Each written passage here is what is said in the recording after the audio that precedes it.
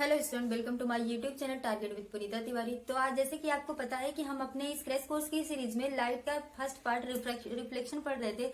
आज हम उसका second part reflection of light पढ़ेंगे। ठीक है, तो रिफ्लेक्शन में हम लोगों ने क्या देखा था कि ये देखा था कि जब लाइट जो है किसी एक मीडियम में इंटर करती है और वो उसी मीडियम में किसी एक मीडियम में आकर के गिरती है और वो उसी मीडियम में रिफ्लेक्ट हो जाती है, उसी मीडियम में ही बेंट होती है, मुड़ जाती है, तो उसे रिफ्लेक्शन ऑफ लाइट कहते थे। उस फेनामेना को रिफ्लेक्शन कहते थे। ठीक है, आज हम पढ़ेंगे रिफ्रैक्शन। ठीक, ध्यान दीजिएगा रिफ्रैक्शन क्या होता है। यहाँ पे आप ध्यान दीजिएगा, जब भी कोई लाइट एक मीडियम से दूसरे मीडियम में इंटर करती है, कोई लाइट एक मीडियम से दूसरे मीडियम में इंटर करती है और इंटर होने के बाद वो अपने पाथ से हट जाती है, मीन्स या तो वो अपने पाथ से थोड़ा सा विचलित हो जाती है, थोड़ा सा हट जाती है, तो इसको हम क्या कहते हैं, इस फेनामेना को, इस घटना को रिफ्रैक्शन ऑफ लाइट कहते हैं। चलिए हम आपको एक्सप्लेन कर देते हैं क्या होता है रिफ्रैक्शन ऑफ लाइट। थोड़ा सा ध्यान दीजिएगा। यहाँ पे देखिए लेटेस्ट आपके पास मीडियम है, आपका मीडियम फर्स्ट है, ये सेकंड, ये आपका मीडियम सेकंड है। ठीक है, यहाँ से एक लाइट आ रही है, ये आपका मीडियम फर्स्ट है, ये मीडियम सेकंड है, एक लाइट आ रही है यहाँ से, इसको ऐसे जाना चाहिए, ध्यान दीजिए, इसको ऐसे जाना चाहिए और वो ऐसे ना जा करके ऐसे जा रही है। यहाँ पे नॉर्मल है। ठीक है, ये ध्यान दीजिएगा, ये आपका नॉर्मल है, यहाँ पे लाइट गिर रही है, ये नॉर्मल है। ठीक है, जैसे हमने रिफ्लेक्शन में देखा था, ये नॉर्मल, यहाँ पे इसको ऐसे जाना चाहिए, पूरा ऐसे सीधे जाना चाहिए, सीधे ना जाकर के वो अपने पाथ से क्या कर रही है, हट जा रही है, वो अपने पाथ से थोड़ी हट जा रही है। इसे हम क्या कहते हैं, इस पूरी घटना को, इस पूरे जो ये इवेंट है, पूरा ये इवेंट हो रहा है, जो पूरी घटना, इसको हम रिफ्रैक्शन ऑफ लाइट कहते हैं। ठीक, यहाँ पे कुछ चीजें समझ लेते हैं। ये आपका नॉर्मल है, जैसे हमने वहां भी पढ़ा था रिफ्लेक्शन में, ये आपका नॉर्मल है, सीधा रही, ये आपका नॉर्मल है। ठीक है, ध्यान दीजिए कि ये नॉर्मल है, नॉर्मल से जो रेज आ रही है, जो रेज आ रही है इसको हम क्या कहेंगे, इंसिडेंट रे कहेंगे। आपको ये पता ही होगा, ये आपका इंसिडेंट रे है और जो रिफ्लेक्ट हुई है इस रेज को हम क्या कहते हैं, जो ये रेज है इसे रिफ्लेक्शन कहते हैं, रिफ्रैक्शन कहेंगे। ये आपका रिफ्लेक्शन होगा। इंसिडेंट से, नॉर्मल से इंसिडेंट के बीच में जो एंगल बनता है वो इंसिडेंट एंगल या फिर एंगल ऑफ इंसिडेंट कहलाता है, इसे आई से डिनोट करते हैं। ठीक है, और ध्यान दीजिएगा, नॉर्मल से रिफ्लेक्शन के बीच, नॉर्मल से रिफ्रैक्शन के बीच जो भी एंगल बनता है वो रिफ्रैक्शन एंगल या फिर एंगल ऑफ रिफ्रैक्शन कहते हैं, इसे आर से डिनोट करते हैं। ठीक है, ये आपका ये आई होता है, ये आर से इसे डिनोट करते हैं। ठीक है, चलिए देख लेते हैं। यहाँ भी जैसे हमने वहां पे रूल पढ़ा था, ऐसे यहाँ भी रूल है। फर्स्ट रूल इसका है, ध्यान दीजिएगा, रूल फर्स्ट है, incident ray, refracted ray and normal all lies in same plane. यहाँ पे देखिएगा, फर्स्ट है incident ray, refraction ray and normal are lies in same plane.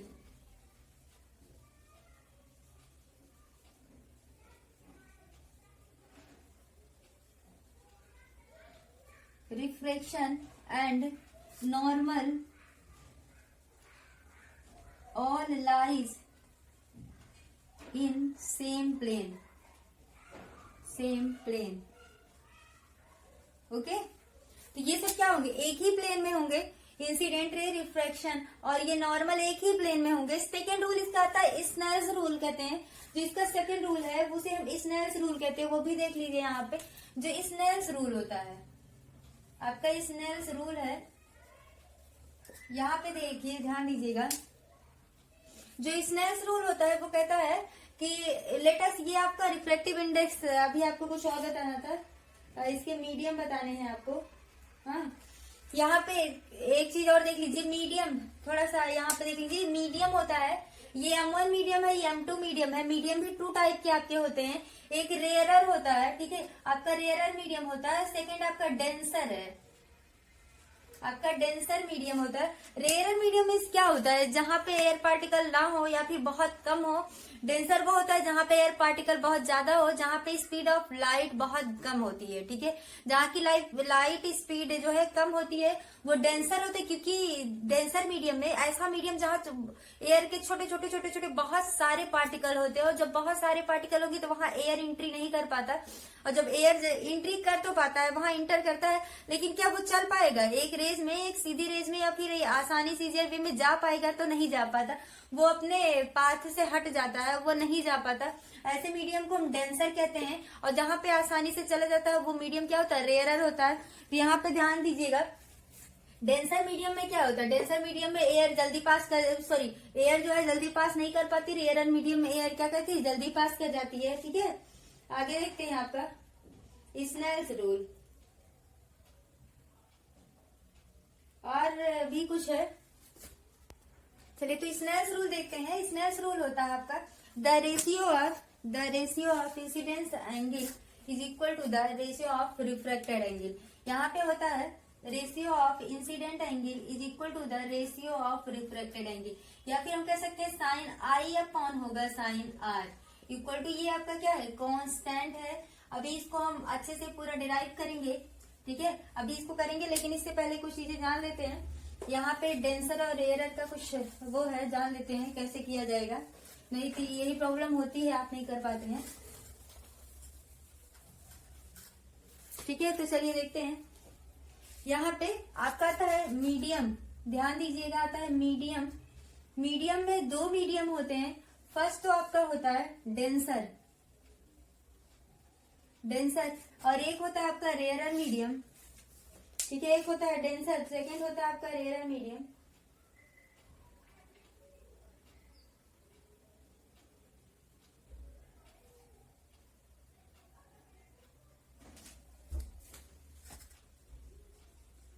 ठीक है, तो इन दोनों के बारे में जान लेते हैं। सबसे पहले एक डेंसर और रेयरर के बारे में हम जानेंगे।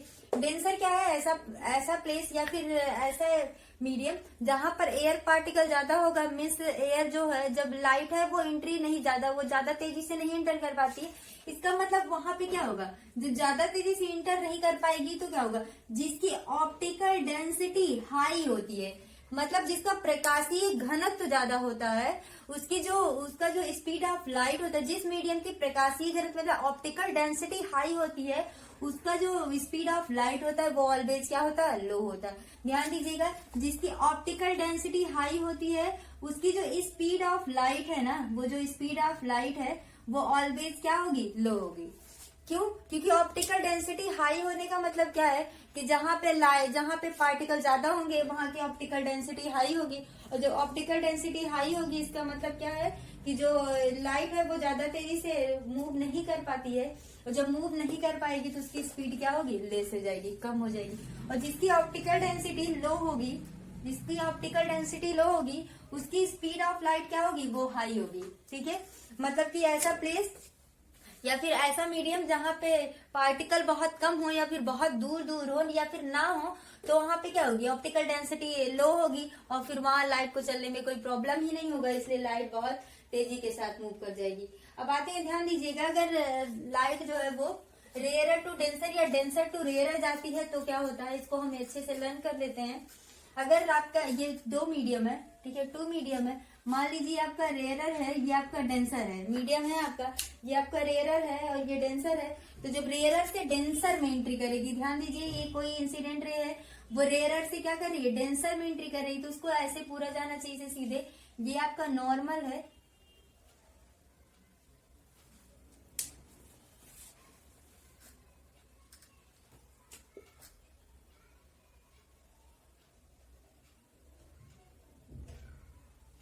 ये नॉर्मल है, इसको ऐसे सीधे जाना चाहिए, लेकिन वो ऐसे सीधे ना जा करके थोड़ा सा क्या करती है? झुक जाती है। इसका मतलब क्या है? ये नॉर्मल है, ठीक है।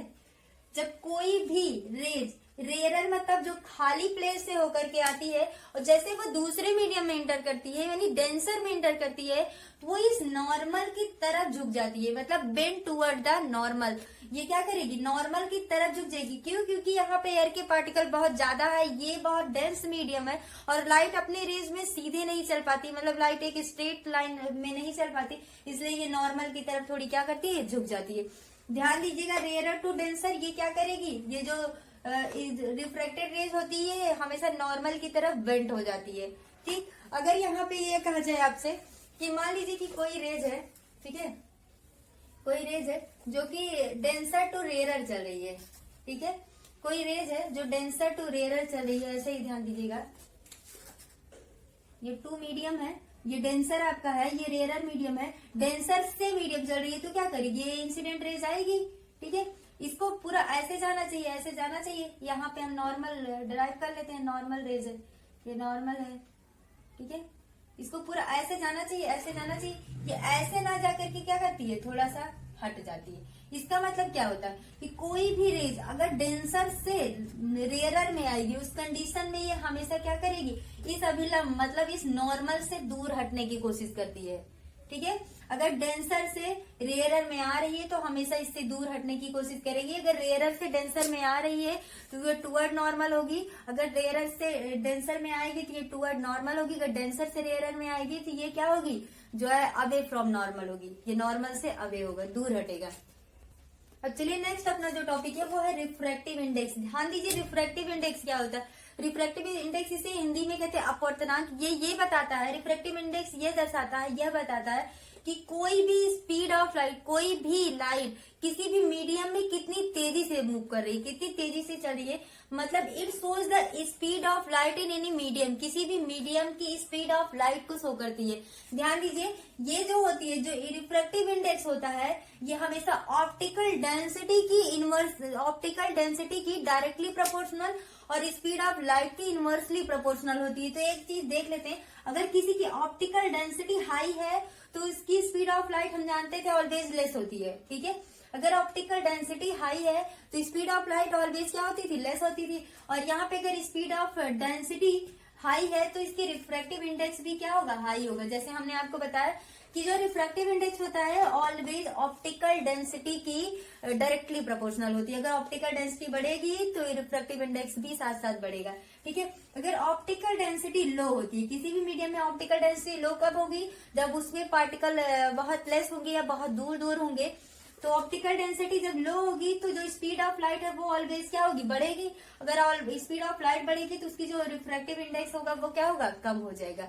इसका मतलब ये है कि जो रिफ्रैक्टिव इंडेक्स है इसे म्यू से डिनोट करते हैं। Mu is the directly proportional to optical index, sorry optical density. जो म्यू है वो ऑप्टिकल डेंसिटी की क्या होती है, डायरेक्टली प्रोपोर्शनल होती है। और mu is inversely proportional to the speed of light. जो म्यू है वो स्पीड ऑफ लाइट की क्या होगी, इनवर्सली प्रोपोर्शनल होगी। इफ रिफ्रैक्टिव इंडेक्स बढ़ेगा तो उसके साथ साथ स्पीड ऑफ लाइट ऑलवेज क्या होगी, घटेगी। इफ रिफ्रैक्टिव इंडेक्स घटेगा तो स्पीड ऑफ लाइट क्या होगी, बढ़ जाएगी। ठीक है, इतना समझ में। आप कुछ ऐसे हैं जिसकी स्पीड ऑफ लाइट दिए गए, जिसके स्पीड ऑफ लाइट होते हैं, जिसका रिफ्रैक्टिव इंडेक्स निकालना है। ठीक है, एक चीज और ध्यान दीजिएगा, जो ये है आपका mu, refractive index equal to होता है C अपॉन बी। ये याद रखिएगा, ये फार्मूला है। रिफ्रैक्टिव इंडेक्स इक्वल टू होता है C अपॉन बी, जहाँ पे C है वैक्यूम में प्रकाश की चाल, मतलब होता है light, speed of light in vacuum क्या होता है, 3 × 10⁸ मीटर पर सेकेंड। ध्यान दीजिएगा, वैक्यूम मतलब होता है कि जहाँ पर एयर ना हो, जहाँ पे लाइट को चलने के लिए कोई प्रॉब्लम नहीं होती है, जहाँ पे एयर के कोई भी पार्टिकल ना हो, मतलब जो खाली वैक्यूम में से एक तरह से ये ध्यान दीजिए कि किसी भी रूम को, अगर किसी भी रूम से सारे सामान को निकाल दीजिए, साथ साथ इसके एयर को भी बाहर निकाल देते हैं, इस रूम के एयर को भी बाहर निकाल देते हैं। मतलब ऐसा मीडियम जहां पर एयर भी ना हो, ना तो कोई गैसेज है ना ही एयर हो, तो इस ऐसे मीडियम को क्या कहते हैं, वैक्यूम कहते हैं। वैक्यूम में स्पीड ऑफ लाइट जो होती है 3 × 10⁸ मीटर पर सेकेंड होती है। आप इसको ऑलवेज लर्न करेंगे, हम रिफ्रैक्टिव इंडेक्स को इसी से निकालेंगे। ठीक है, तो चलिए निकालते हैं। ये आपका रिफ्रैक्टिव इंडेक्स है, ये speed of light in vacuum है, ये जिसका निकालेंगे उसका रिफ्रैक्टिव इंडेक्स है। चलिए कुछ का देख लेते हैं, तो चलिए देख लेते हैं रिफ्रैक्टिव इंडेक्स कैसे निकालेंगे। यहाँ पे हमने लिखा सब्सटेंस है, ये रिफ्रैक्टिव इंडेक्स है आपका। ठीक है, ये रिफ्रैक्टिव, ये सब्सटेंस है, ये स्पीड ऑफ लाइट है, यहाँ पे आपका रिफ्रैक्टिव इंडेक्स है। यहाँ पे हमने लिया है एयर। ठीक है, ये आपका एयर है, एयर की स्पीड ऑफ लाइट 3 × 10⁸ मीटर होती है। इसका रिफ्रैक्टिव इंडेक्स कैसे निकालेंगे, यहाँ पे ध्यान दीजिएगा, फॉर्मूला क्या होता है, mu equal to C upon v. तो C के फॉर्मूला, C क्या था, 3 × 10⁸ मीटर पर सेकेंड, और यहाँ पे दिया है speed of light in air. Air की जो स्पीड ऑफ लाइट वो कितनी होती है, 3 × 10⁸। हम इसको इससे कैंसिल आउट कर देंगे तो एयर का रिफ्रैक्टिव इंडेक्स ऑलवेज क्या आता है, 1। आप इसको लर्न कर लीजिएगा, हमेशा पूछा जाता है रिफ्रैक्टिव इंडेक्स। फिर आपका आता है ग्लास। ग्लास का रिफ्लेक्टिव इंडेक्स कैसे निकालेंगे, ध्यान दीजिएगा। जो ग्लास होता है उसकी speed of light 2 into 10 to the power 8 होती है। अगर ग्लास का हम निकालते हैं तो 3 into 10 to the power 8 upon 2 into 10 to the power 8 या इक्वल टू 3 अपॉन 2 या फिर 1.5 आता है। ठीक है, इसकी स्पीड ऑफ लाइट कितनी होगी 1.5, सॉरी रिफ्रैक्टिव इंडेक्स कितना होगा 1.5 होगा। या फिर अगर हम वाटर का लेते हैं, ध्यान दीजिएगा वाटर का कितना होता है 2.25 इंटू 10 टू दी पावर 8 होता है। अगर हम इसका रिफ्रैक्टिव इंडेक्स निकालेंगे तो इसका कितना आएगा 3 into 10 to the power 8 upon 2.25 into 10 to the power 8 या फिर अगर हम इसको निकालेंगे तो ये आपका क्या आएगा 1.33। ठीक है, कितना आएगा 1.33 आएगा। यहाँ पे ध्यान दीजिएगा 1.33 होगा। ठीक है, अगर हम डायमंड की बात करते हैं, सॉरी स्पेलिंग, अगर हम यहाँ पे डायमंड लेते हैं डायमंड, तो डायमंड की जो स्पीड ऑफ लाइट होती है 1.25 होती है आपकी 1.25 इंटू 10 टू दी पावर 8। जब इसका निकालेंगे 1.25 इंटू 10 टू दी पावर 8 होती है, अगर इसका निकालेंगे तो ये आपका आएगा 2.41। ठीक है, तो आप ये सबको लर्न कर लीजिएगा कि कैसे रिफ्रैक्टिव इंडेक्स निकाला जाता है। Refractive index is the directly proportional to optical index, optical density and inversely proportional to the speed of light.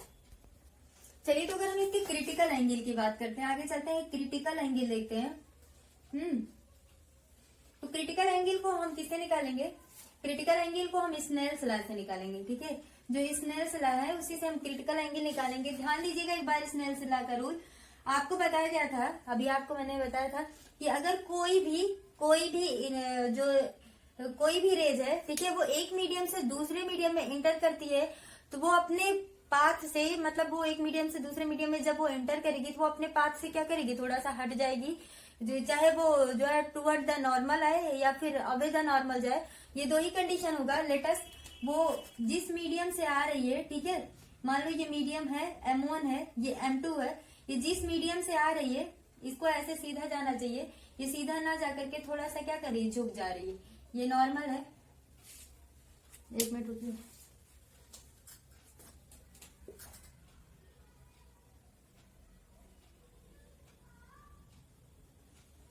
ये नॉर्मल है। ठीक है,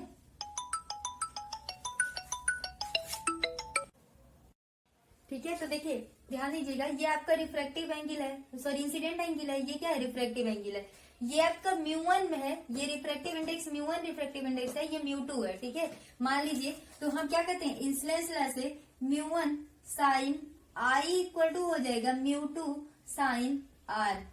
ठीक है, या फिर हम इसको राइट कर सकते हैं साइन I अपॉन होगा साइन R इक्वल टू हो जाएगा μ2 अपॉन μ1। ठीक है, अभी हम इसको निकालेंगे, इसका रिफ्रैक्टिव इंडेक्स से हम निकालेंगे, इसका μ2 अपॉन μ1 हो जाएगा sine I upon sine R।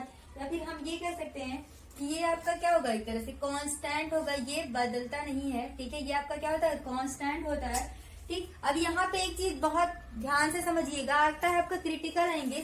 तो जो हम पढ़ रहे हैं क्रिटिकल एंगल, क्रिटिकल एंगल क्या होता है, ठीक है, लेटस कोई रेज है जो कि एक मीडियम से दूसरे मीडियम में इंटर कर रही है। ठीक है, ये कोई मीडियम है, यहाँ से कोई रेज है जो कि एक मीडियम से, लेटस ये आपका क्या है, लेटस ये मीडियम आपका M1 है। ठीक है, ये आपका मीडियम M2 है। कोई रेज है जो कि M2 मीडियम से कहा M1 मीडियम में इंटर कर रही है। ठीक है, M2 मीडियम से M1 मीडियम में इंटर कर रही है। जब ये इंटर करेगी तो देखो कैसे जाएगी, उसको जाना कैसे चाहिए, ऐसे जाना चाहिए, ऐसे सीधे ऐसे जाना चाहिए, ये नॉर्मल है।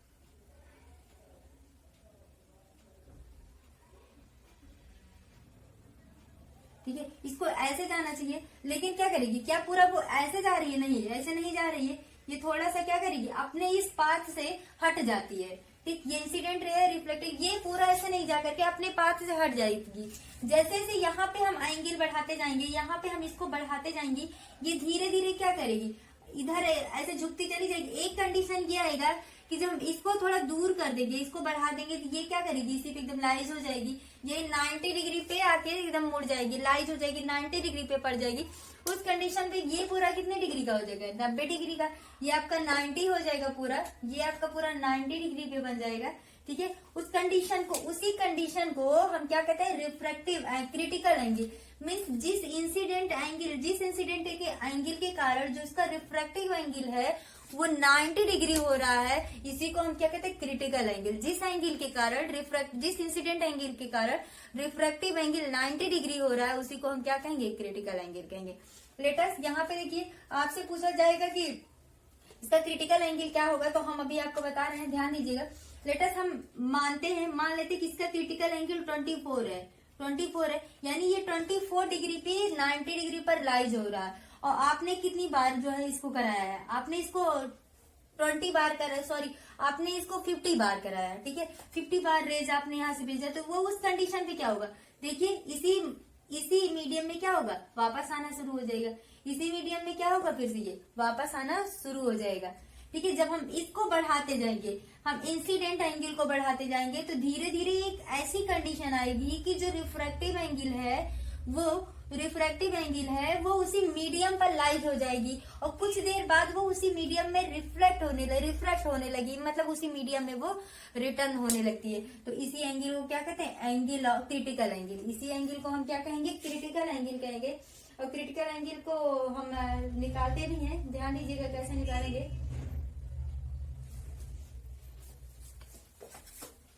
इसका फार्मूला होता है क्रिटिकल एंगल का, देखिए लेटेस्ट ये आपका μ1 है, ये आपका μ2 है, ये आपका I है, यहाँ पे R है, तो क्या लिखेंगे, μ1, ये μ1 हो गया, ये आपका μ2 हो गया।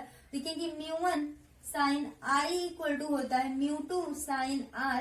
जो साइन R है वो कितने डिग्री का है, μ2 साइन R आपका कितने डिग्री का है, यहाँ पे देखिए μ2 साइन R आपकी 90 डिग्री का है। या फिर हम कह सकते हैं μ1 साइन I, यहाँ पे चूंकि क्रिटिकल एंगल ले रहे हैं तो इसको हम C से डिनोट कर सकते हैं, क्योंकि क्रिटिकल एंगल है तो हम C से डिनोट कर सकते हैं। लिखेंगे μ2 साइन C इक्वल टू ये μ1 और μ1 साइन C इक्वल टू ये आपका हो जाएगा μ2 साइन 90 डिग्री। और साइन 90 डिग्री की वैल्यू कितनी होती है, साइन 90 डिग्री की वैल्यू होती है 1। या फिर हम राइट कर सकते हैं, आपका ये हो जाएगा mu sine C equal to आपका 1 हो जाएगा, या फिर साइन C इक्वल टू हो जाएगा 1 अपॉन म्यू।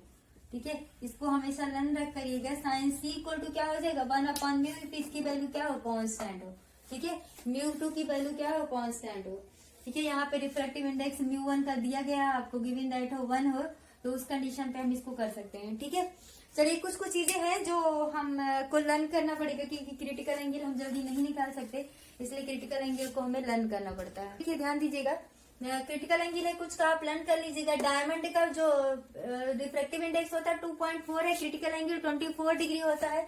वाटर का 1.33 होता है, जो आपका रिफ्रैक्टिव इंडेक्स है, म्यू मतलब रिफ्रैक्टिव इंडेक्स, और जो क्रिटिकल एंगल है 49 होता है। ग्लास का 1.5 होता है, क्रिटिकल एंगल इसका 42 होता है। ठीक है, इसको लर्न कर लीजिएगा। हम आगे चलते हैं, TIR मतलब टोटल इंटरनल रिफ्लेक्शन हम देखते हैं। इसमें मिराज आता है, एग्जाम्पल में पूछा था आपसे मिराज क्या है, मिराज का एग्जाम्पल आपसे बहुत सारा पूछा आता है। जब भी ध्यान दीजिएगा, जब भी एयर एक मीडियम से दूसरे मीडियम में इंटर करती है, जब एयर एक मीडियम से दूसरे, when the incident angle is greater than the refractive greater than the critical angle, light reflect inside the denser medium instead of refracting.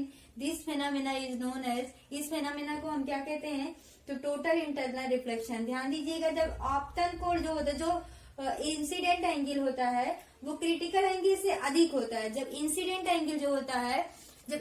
Angle जो होता है वो आपका क्रिटिकल एंगल से अधिक होता है। ठीक, अभी हमने बताया इंसिडेंट एंगल जब क्रिटिकल एंगल से अधिक होता है तो क्या होता है, उस टाइम में जो लाइट रिफ्लेक्ट होने के बजाय फिर से उसी मीडियम में क्या होती है, लौट जाती है। जैसे मैंने अभी आपको बताया कि लाइट जो है वो रिफ्लेक्ट होने के बजाय, यहाँ पे रिफ्लेक्ट होने के बजाय इसी मीडियम में क्या कर रही है, फिर से रिटर्न हो रही थी। जब हम इसको बढ़ा रहे थे, ध्यान दीजिए, जब हम इसको बढ़ा रहे थे तो ये इसको जब हम बढ़ा रहे थे एक कंडीशन ऐसे आया कि यहाँ पे ये पूरा लाइज कर गया। ठीक है, यहाँ पे पूरा ये लाइज कर गया इस पे मीडियम पे, और मीडियम पे लाइज करने के बाद ये फिर से उसी मीडियम में, दूसरे जिस मीडियम से जा रहा था उसी मीडियम में रिफ्लेक्ट होने लगा। तो इस पूरे इवेंट को या फिर इस फेनोमेना को हम क्या कहते हैं, टोटल इंटरनल रिफ्लेक्शन। और इसी कारण आपको रेगिस्तान में या फिर डेजर्ट में आपको बालू चमकते हुए दिखाई देते हैं, मतलब ऐसे लगता है कि वो सैंड तो है, ऐसे लगता है कि वहां पे पानी है, ठीक है। क्योंकि उस कंडीशन में क्या होता है कि जो लाइट है वो एक मीडियम से दूसरे मीडियम से तीसरे मीडियम में जाकर के बेंड होती है, और फिर आपकी आंखों पे जब पड़ती है तो आपको ऐसे लगता है कि वहां पे क्या हो रहा है, वहां पे पानी है, जबकि वो एक्चुअल में बालू सैंड होता है, ठीक है। और एक चीज और, हाँ ध्यान दीजिएगा कि आपसे पूछा जाता है, कुछ क्वेश्चंस भी आते हैं कि एक कॉइन है जो बाल्टी में डाला हुआ है, बकेट में भरे हुए पानी में डाला है, या फिर कोई फिश है जो कि किसी पॉन्ड में है, उसकी जो ऊंचाई है वो कुछ ऊपर दिखाई देती है, ठीक है। वो जिस तली पर बैठी है उस तली से कुछ ऊपर दिखाई देती है, अपने सरफेस से ऊपर दिखाई देती है। ये रीजन क्या होता है, ये रिफ्रैक्शन का रीजन होता है, ठीक है। क्यों? क्योंकि जब भी लाइट जो है वो एक मीडियम से दूसरे मीडियम पे इंटर करती है, तो वो अपने मार्ग से, या फिर वो थोड़ा सा डेविएट हो जाती है, थोड़ा सा वहां से विचलित हो जाती है, या फिर झुक जाती है, या फिर दूर हट जाती है नॉर्मल से। तो इसी इवेंट के कारण, इसी फेनोमेना के कारण आपको जो मछली है या जो फिश है, जो कॉइन्स है, वो थोड़ा ऊपर उठा हुआ दिखाई देता है। तो ये किसके कारण दिखाई देता है? रिफ्रैक्शन के कारण। अब हम इसमें पढ़ेंगे, थोड़ा सा इसका इमेज का फॉर्मेशन पढ़ेंगे, तो लेंस के बारे में जानेंगे, ठीक है। लेंस में जान लेते हैं,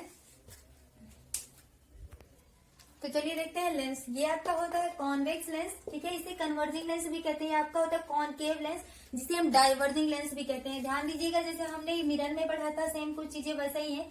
ये आपका कॉन्वेक्स लेंस है जिसे कन्वर्जिंग, और जो ये कॉनकेव लेंस है जिसे हम डाइवर्जिंग कहते हैं। इसमें क्या होता है कि जो रेज होती है वो किसी एक पॉइंट पे आकर के मीट होती है, ठीक है, किसी एक पॉइंट पे मिटती है, मतलब कन्वर्ज होती है, और ये जो रेज को क्या करता है, डाइवर्ज कर देता है, पूरा रेज को फैला देता है, और ये जबकि रेज को क्या करता है, कन्वर्ज करता है। लेटेस्ट कोई रेज है, ठीक है, यहाँ पे कोई रेज है जो कि आ रही है, ये जब यहाँ पे पहुंचेगी तो ये क्या करेगी, ये इसको डाइवर्ज कर देगी, पूरी फैला देगी। यहाँ पे देखो, जब यहाँ पहुंचती है तो ये रिफ्लेक्शन यहाँ पे होता है, और रिफ्लेक्शन होने के बाद ये क्या करेगा, फोकस से होकर के चली जाती है। ध्यान दीजिएगा, ये पढ़ती है, और रिफ्लेक्शन के बाद ये पूरा फोकस से होकर के जाती है, ये फोकस से होकर के जाएगी, ठीक है। जबकि ये जो है, जो आपका कॉनकेव लेंस होता है, ये क्या करेगा, फैला देता है रेस को, ये रेस को पूरा क्या करता है, फैला देता है, ठीक है। तो ये कन्वर्जिंग होता है, और ये आपका रेस क्या है, ये डाइवर्जिंग है। ध्यान दीजिएगा। अब हम इसके इमेज का फॉर्मेशन पढ़ेंगे। तो आज के लिए इतना ही। अब आगे कल हम जो लेंस से इसका इमेज का फॉर्मेशन होता है, हम उसको आगे आपको कल बताएंगे, ठीक है। आज के लिए इतना ही। Thank you.